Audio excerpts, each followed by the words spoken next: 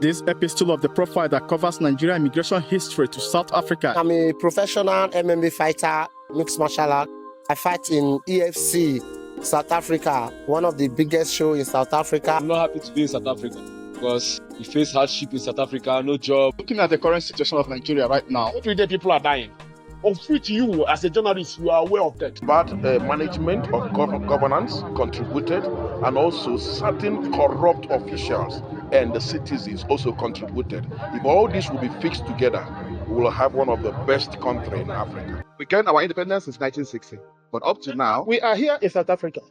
It wasn't our intention. I appeal to Nigerians to be a bit patient with Mr. President because he just got into office and we have so much confidence that he's going to do things right. I was a citizen of Nigeria. Today, I don't want to belong there called Nigeria.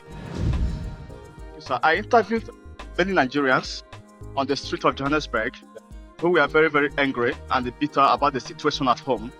What message of hope do you have for them? Essentially, the part is that the government is trying.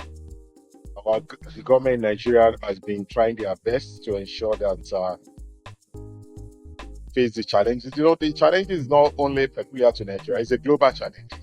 So, and that is what I want everybody to know, that what is happening in Nigeria is not a Nigerian-made problem. It's part of the global community. This government called Nigeria and Tinubu and his government is vanish upon vanish. No, vanity. Ne? Take Tinubu away and put a prominent person, man, who can lead Nigeria. We need a leader, not a ruler. Ne? My people are suffering here. Every day people are dying. I called my people today. I say I'm in mortuary. Print my obituary. That is because of Tinubu and his government. I want to go to Nigeria, but I don't want to be deported.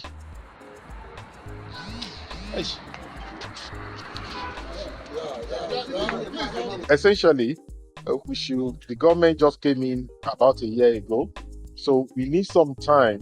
They need some time to be able to, address myriads of problems that are confronted. So we continue to exercise patience, continue to, based on the mantra of our president, renew hope. We are here in South Africa. It wasn't our intention. It wasn't our intention to be in South Africa, to be in exile. Whenever we are here, people are coming. South Africa saying, this is my country, this is my country. You should go, you should do this. Please, this thing I'm saying, I want it to go viral. I want it to go up to even Tinubu himself to hear to what we are saying. They're saying, we Nigeria must go. We Nigeria must go. Do you think there is any place like home? There is no place like home. Everybody loves his home. I personally, had it been in Nigeria, it's okay. I wouldn't have traveled out to anywhere. I can remember 1960s to 70s. You can't see a Nigerian going to another country to hustle. They are going to another country is to go and schooling. They are going for schooling, not going for hustling. Even kids of the country, especially the South African, they don't respect others, they don't respect anybody. Sometimes they will see an elder, they say, if you know your country is good, go back to your country. Nobody wants to die. Nobody wants to die of hunger. We have people at home. And all those people, we have mother, we have father, we have parents, we have family at home. Do you think that as I'm here, my family are suffering in Nigeria, that I'm happy? I'm praying that with the policies and the steps and the prayers and the contributions, they are working together of many patriotic Nigerians and organizations, the greatness of Nigeria will come alive fully again. And then we will be able to see the once known and remain the giant of Africa, which is Nigeria. So we are hopeful that with all the plans put together, all the preparations, the policies, the working together of all the government parastatals, with the support of those of us in diaspora, it will be the greatness of Nigeria will be achieved. We are suffering a lot in South Africa. Honestly speaking, if I can see a way to go back home, I'm really gonna do that.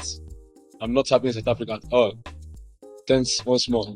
Looking at the current situation of Nigeria, asked to go home right now. Would you like to go home with the situation? Even in 2 minutes now, we're going home safe. We'll bring flights for me. You are aware of the hunger that is rampant in the poor of Nigeria currently. Yeah, I'm aware, but there's no place like home. South Africa, I've been here since 2015 March. Yeah, that is when I came here to Qatar. Travel back home. Hey, I haven't traveled back home, man, because it's not an easy something. Just because the document is not there, you understand?